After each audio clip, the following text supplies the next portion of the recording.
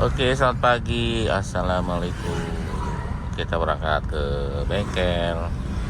Kita cerita atau kita ngobrol masalah tenis lagi. Ya, kita sekarang topiknya eh, indikator apa yang menyebabkan apa gitu ya. Atau kalau keluhannya seperti ini, kira-kira apa yang rusak? Mungkin gitu ya. Nah, kita mulai yuk biar nggak lama-lama. Yang paling sering dulu ya, seperti indikator mesin. Di sini kan ada indikator mesin. Biasanya kalau ada sesuatu nyala ya. Nah, kalau indikator mesin memang sih tidak bisa dikira-kira. Harus dibaca pakai scanner untuk mengetahui apa yang rusak ya. Tetapi kadang-kadang indikator mesinnya nyala tetapi tidak ada problem ke mesin ya, jadi biasa aja mesinnya, baik-baik saja. Nah, itu kemungkinan dari emisi kontrol dan biasanya itu masih aman untuk dipakai ya. Tetapi kalau nanti indikator nyala terus mesinnya pincang, mungkin bergetar atau hilang tenaga, pokoknya nggak seperti biasanya, yaitu harus dibaca pakai scanner dan pasti ada yang rusak ya, seperti itu. Karena sering banget mesin indikator nyala tapi mesinnya baik-baik aja, itu dari emisi biasanya, emisi kontrol ya. Lanjut. Nah, sekarang kalau ada gambar aki di situ ya, di instrumen itu yang nyala. Nah, kalau gambar aki biasanya dari alternator yang tidak tidak bagus, tidak mengisi, tidak ngecas ya.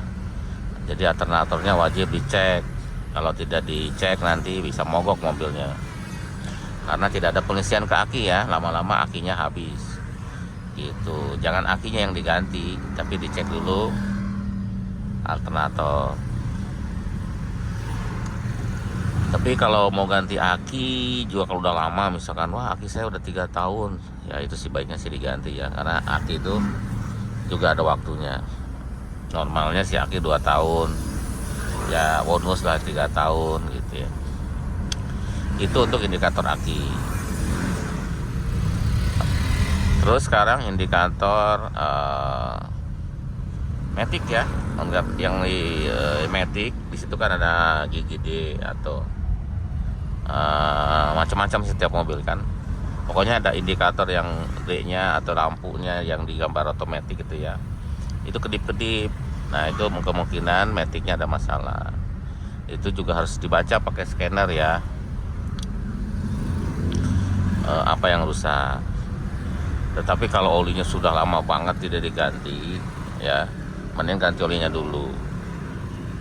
Oli matic ya diganti, atau bisa juga olinya kurang. Kalau kurang juga bisa indikator matic kedip-kedip, flashing gitu ya. Itu dicek dulu yang gampang dulu lah. Yang gampang dulu adalah oli. Bisa olinya dicek, diganti, atau mungkin kurang juga bisa ya. Kalau masih bagus, kurang ya ditambah oli maticnya ya, bukan oli mesin tapi oli matic. Dan biasanya nanti ada di sini, di display sini ya, indikator yang tadi yang nyala itu biasanya ada tulisannya juga.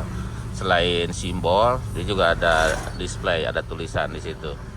Seperti automatic gear fault, seperti anti evolution fault, atau apalah banyak di situ ya. Nah, itu untuk matic ya. Memang sih baiknya dibaca. Nah, kadang juga ada indikator kedip-kedip tapi maticnya masih normal, bisa ada, pernah kayak gitu ya. Tapi biasanya ya dibarengi dengan maticnya tidak ada tenaga kalau nanjak.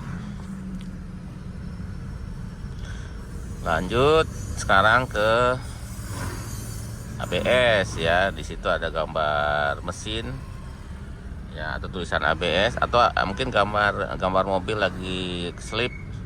Nah, itu indikator dari ABS ya, gambar mobil yang lagi slip atau ada tulisan ABS, berarti memang ABS-nya ada masalah.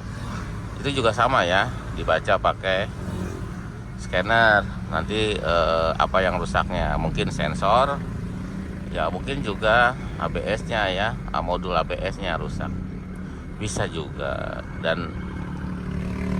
Dan biasanya ada di indikator sini tulisan ya ABS fault gitu di display, selain indikator di situ ya, simbol di situ.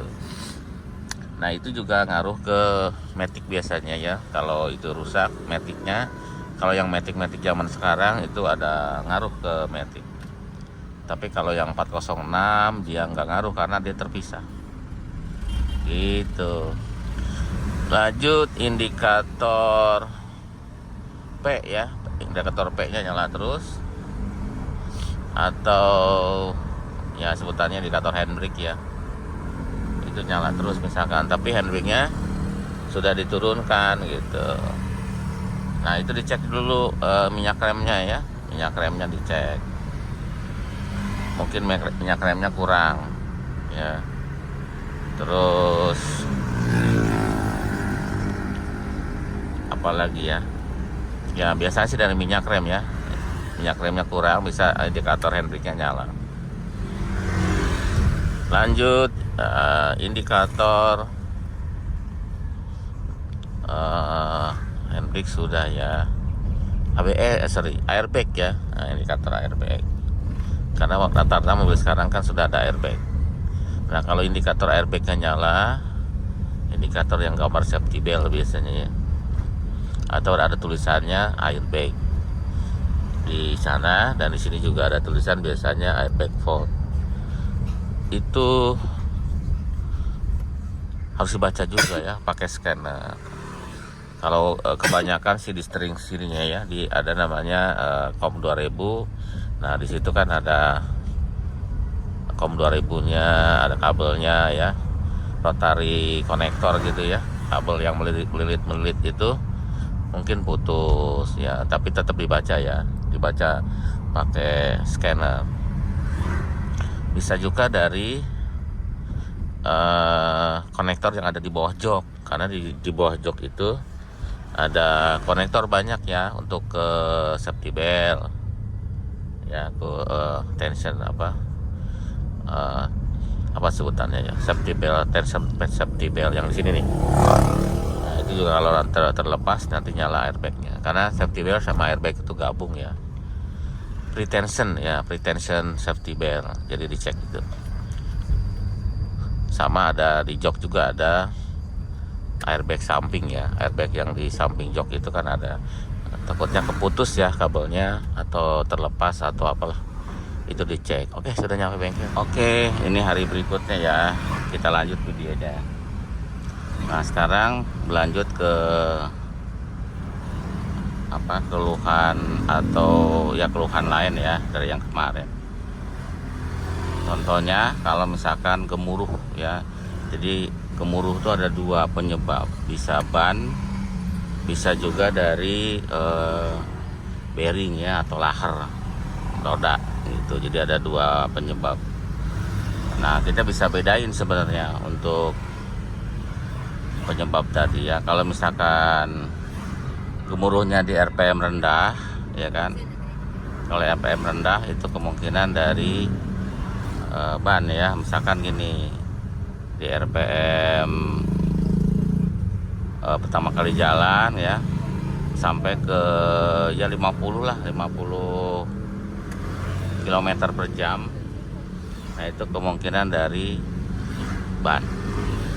Kita isi bensin dulu sambil antri ya, masih jauh ke pomnya. Yang kedua, kalau bunyinya di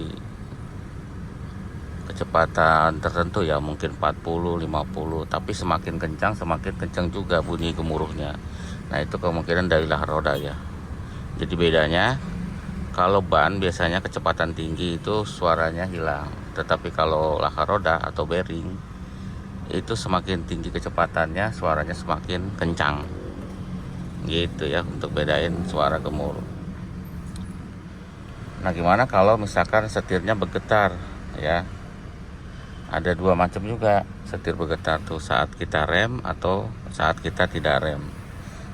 Kalau saat kita rem, kemungkinan dari disc brake-nya ya, bisa dari hubnya, bisa dari balancing bannya juga bisa sebenarnya ya. Itu kalau saat direm, jadi ada hubungannya ke rem.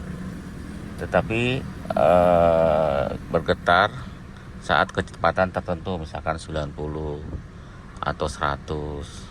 Tetapi kalau ditambah kecepatannya, bergetarnya hilang. Nah, itu kemungkinan dari balancing ya.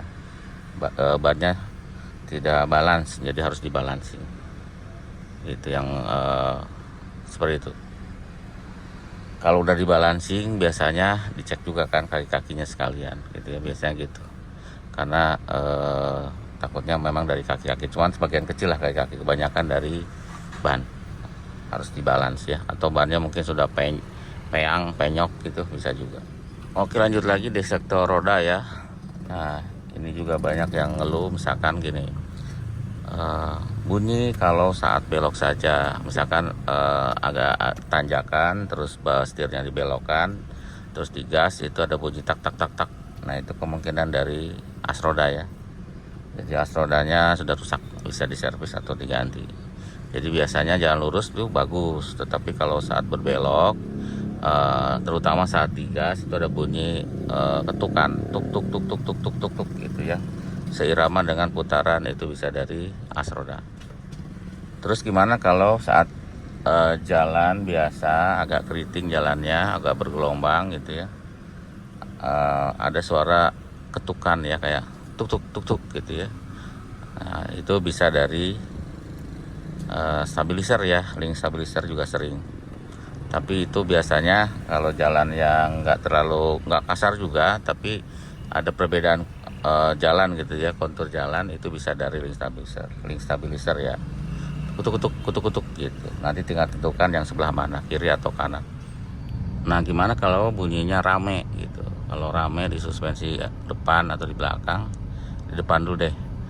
Kalau rame gitu, itu bisa dari ball joint gitu ya, bisa dari terot, long terot ya.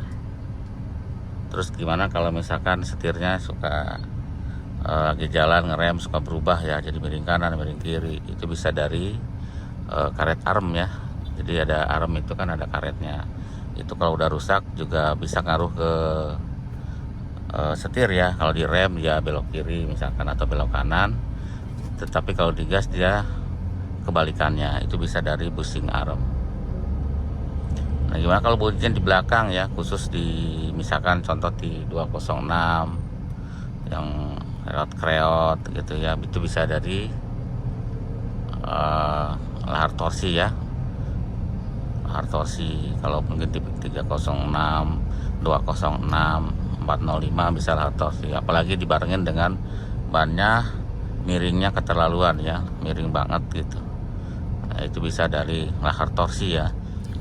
Untuk tipe yang tidak memakai torsi seperti 406 gitu ya, itu bisa dari linknya ya, mungkin dari track link, mungkin dari link stabilizer gitu. Seperti 407 ini kan linknya banyak, mungkin salah satunya yang rusak ya, ada link-linknya situ ya untuk megang roda, mungkin salah satunya rusak, itu bisa digoyang-goyangkan, nanti ketahuan. Kecuali kalau link stabilizer itu tidak bisa digoyang-goyangkan ya, karena dia tidak terhubung langsung ke roda ya, jadi dia sebagai stabilizer aja. Itu harus dibuka, kalau itu baru ketahuan dia oblak atau enggaknya. Lanjut lagi, gimana kalau misalkan bergetarnya saat kita akselerasi ya, itu bisa dari tripodnya si as roda ya. Jadi kita kalau kita akselerasi kayak apa, mobil itu kayak ular gitu ya, bergetar gitu, bergetar, itu bisa dari as roda. Tapi biasanya itu kalau kita akselerasi ya, kita gas agak kenceng, nah, dia itu bodinya kayak bergetar gitu, itu bisa dari as roda.